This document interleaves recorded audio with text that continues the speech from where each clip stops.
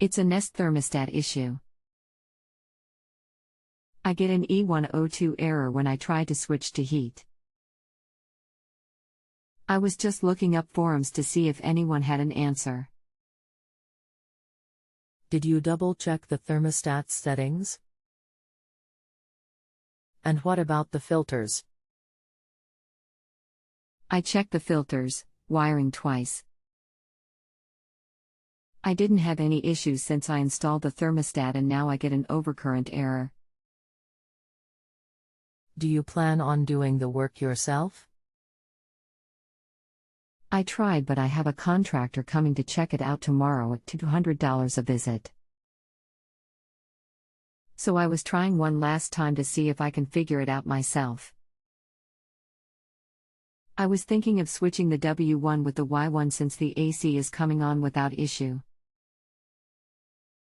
Anything else we should know to help you best? That is all I can think of at this point. Hi, welcome to Just Answer. My name's Jacob and I would be happy to help you today. I was thinking, the AC still comes on but the heat I believe is causing an E102 on the Nest thermostat. So what if I switch them? It makes sense in my brain. Has this ever worked on heat? The heat worked just fine. And so did the AC. Now that it is getting a little cold outside, I turned on the heat and then I got the E102. Okay, so if you've had heat before, we know the system is compatible. The W1 connector might have come loose. Would you feel confident enough to take a look at it yourself? Yeah, I double-checked all the wiring and still get the E102 error. The good people at Nest provided a list of contractors because there is an overcurrent detected by the thermostat. So will Nest sort this out for you free of charge? Nope. That is why I researched different forums, because I have a feeling it is the Nest thermostat and not my brand new furnace. My furnace is 3 years old. I got it when I switched from oil to gas.